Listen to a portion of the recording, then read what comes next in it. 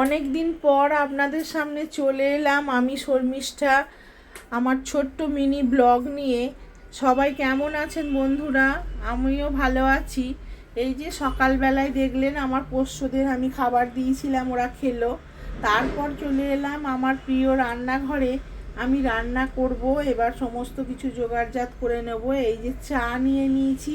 প্রথমে তো চায়ের এনার্জি নিতে হবে, তারপর তো রান্না বান্না সব আছে। এই যে চা খেয়ে নিলাম। এই যে মাছও বার করে নিয়েছি, দেখুন দেশি ট্যাংরা মাছ। আর এই যে বিভিন্ন রকম মাছ ফ্রিজে ছিল, সব বার করেছি, রান্না করব। আর এই যে সবজিও কেটে নিয়েছি সব রকম, এঁচড় কেটেছি, সব কিছু দিয়ে সবজি কেটে নিয়েছি। এবার রান্না করব সমস্ত কিছু। মেয়ে অফিস বেরিয়ে গেছে। এই যে রান্না চলছে আমার পর্ব, সব কিছু রান্না। এই যে মাছ ভাজছি, একে একে সমস্ত রান্না করে নেব।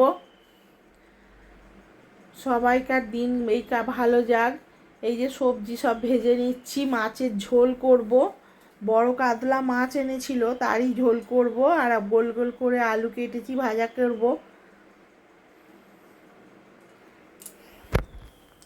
তারপরে সমস্ত রান্না বান্না সেরে চলে আসছি আপনাদের সামনে আমার শুভেচ্ছা নিয়ে চলে এলাম প্রত্যেক দিনের মতো। আজকেও আমার খাবারের থালি প্লাস রেসিপি নিয়ে। আজকে বন্ধুরা খুব একটা বেশি রান্না বান্না করিনি, যেহেতু বাড়িতে আমার হাজব্যান্ড নেই, বড় মেয়ে নেই, আছি আমার ছোট মেয়ে, আমি আর আমার শাশুড়ি মা। তো করেছি অল্প কিছু আয়োজন। দেখুন, এই যে প্রথমেই করেছি বাঙালির প্রিয় সাদা ভাত, তার সাথে করেছি করলা আলু ভাজা, আর আমার ছোট মেয়ের প্রিয় পোস্ত ছড়িয়ে গোল গোল করে আলু ভাজা। আর নিয়েছি দেখুন কড়াইশুঁটি দিয়ে এঁচোড়ের ডালনা।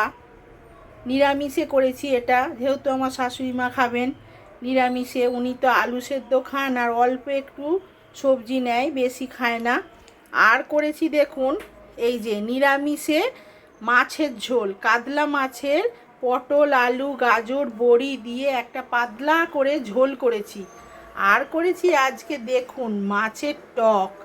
কার কার প্রিয় এইটি? আমাদের খুব প্রিয়। আমার শাশুড়ি মা কিন্তু খান, অন্য সময় মাছ খান না, কিন্তু এটি খান।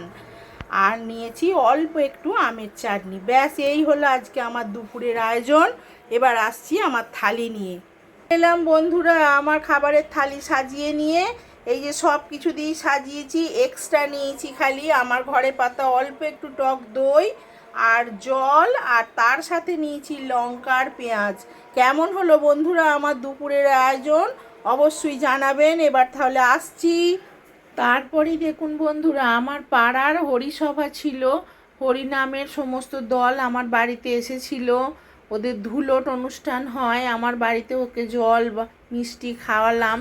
তারপরেই এই যে ভোগ প্রসাদ দিয়েছিলাম আমি, এই যে মালসা ভোগ। সবাই মালসা ভোগ দর্শন কমে যাচ্ছে আর দুর্ভোগ কাটান, এটা তো প্রচলিত কথা আছে, তা নয়। ভোগ দর্শন করলে মুক্তি হয়, ভালো থাকে মানুষ, তাই বলছি ভোগ দর্শন করুন। তারপরেই মেয়ে আজকে তৈরি করেছে দেখুন ক্রিমি পাস্তা।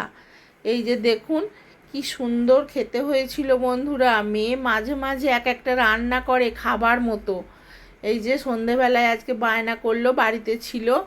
তারপরে এই যে ডেকোরেট করে নিয়েছে, দেখুন কি সুন্দর ক্রিমি পাস্তাটা হয়েছিল। চিকেন দিয়েছিল, বেবিকর্ন, মাশরুম, গাজর সব কিছু দিয়ে দেখুন করেছিল ক্রিমি পাস্তা, মেয়োনিজ, ক্রিম সব রকম দিয়ে। সবাইকার এই রাত্রি খুব ভালো যাক, ভালো থাকবেন।